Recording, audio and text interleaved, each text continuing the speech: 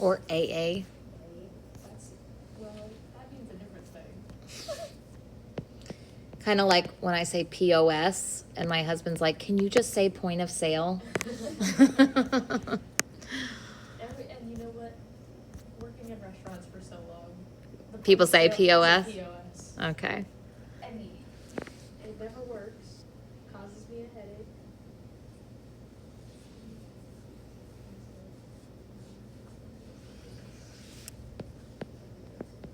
Okay, so I'm getting the volume of the base is 19.38. Okay. So then I'm going to go ahead and, again, do my dilution, consumption, equilibrium.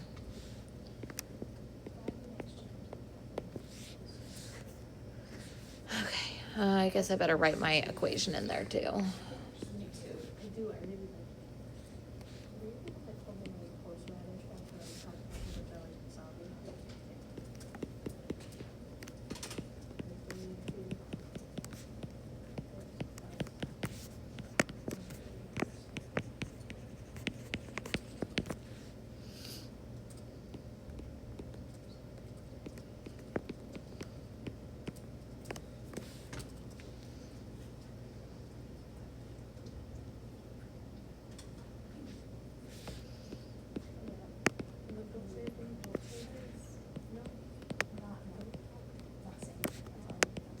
Are you guys done already? No, we're working on it. Yeah, sure. It sounds like you're working on it. Mine's difficult.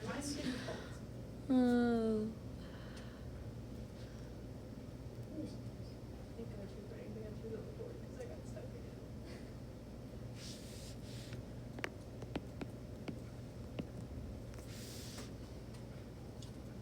Guys, I am not awake enough. So if you catch something, please tell me. Before too long also. Oh no, I know I did it right now. So at the equivalence point, you still follow all the same steps, but what you're gonna see is they're equal because that's the whole point. It's the equivalence point. Okay? So what you're doing is converting everything to the conjugate base. So let me get everybody to this point, and then we'll talk about how you handle the equilibrium step here. So if you do this and don't get the same amounts for both of them, you know you didn't do the equivalence point calculation right.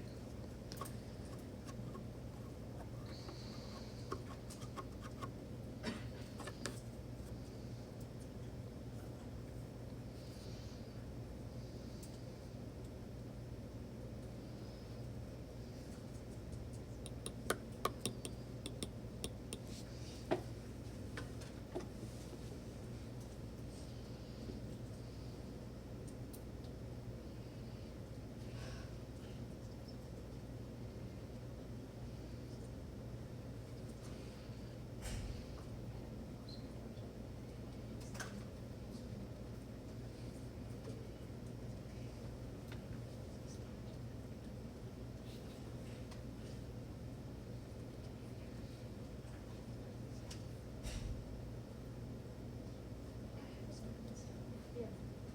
But maybe I should start it already. That's I need a big clap. No. My head is barely above the water. I'm nose breathing while I'm drowning right now. Sorry. Pretty much. Okay, are we out to this point? Any clarifications up to here? Okay, so when we get to the equilibrium step on this one, you should recognize that you can't use the Henderson-Hasselbalch because you don't have both the acid and the base. So you just have the base.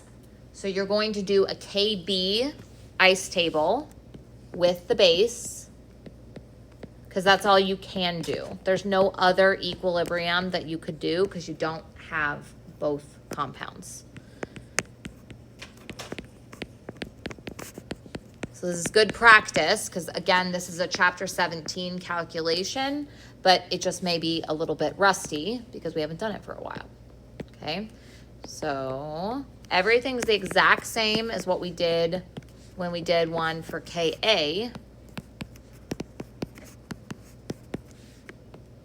The difference is that I have to actually solve for Ka. Remember, KW equals KA times KB. Sorry, I have to solve for KB. I said I have to solve for KA. 10 to the negative 14th divided by 1.8 times 10 to the negative 5th. So I get that the KB is 5.56 times 10 to the negative 10th. I'm definitely going to cross out that minus x and say that's equal to x squared over 0.058. And pH will be 14 minus the negative log of x, because x is the OH minus. Is this feeling at all like it's getting more comfortable, or are you still feeling like, what the hell, I have no idea why she did that? Kind of the second one. Kind of the second one? Like, I kind of get it, but also, this is a lot. It is. It is. And I started kind of like playing with the draft of the test yesterday. I never want to say to you guys like that I'm going to be kind, because then I feel like that's going to make you study less. What I would prefer, I do feel like I'm going to be a little bit kind. But what I would prefer is that you guys take this and the fact that it feels like there's so many different things, and you take that as a reason to organize your thoughts this weekend with a lot of practice, right? So this is the your thoughts are organized side. And then you can't just look at though, you need to practice it over and over, because like the one we just did, it's at the equivalence point. And so, yeah, you still are adding strong base to weak acid, and you do the consumption step and you do the equilibrium step, but then it's slightly different, right? And it's always slightly different. It's like, oh, now it's the OH minus, so I need to do 14 minus the negative log, or now it's the, like you're going to see as you do more and more practice what things you need to be looking out for. So like one of the big things you need to be looking out for is remembering, if there's a strong thing, you better do a consumption step. If there's a weak thing, you better do an equilibrium step. Another thing you're looking out for is like, do I have H3O plus left over, or do I have OH minus? And that's going to help trigger you. Do I need to just take the negative log, or do I need to do 14 minus the negative log? So all of those kind of little like things that you're going to notice, those will only ever come from doing lots of practice. So do the homework. I would say though, if you get a question right, but you don't feel confident on it, like you can do another one of them, I think, right? Yeah? No? I'm getting one no and one yes. I think it's after you like fully finish. After you fully finish, then you can go back. Okay. So if you notice that you're like, I finished that, I don't feel like I totally understood how I got everything, or that I got enough practice, like do some more practice. In fact, I don't think you'll have time for this. So do that before Sunday night. Once it's done, like just be done with it and move on to the practice tests. I guess I messed that up. Because the practice tests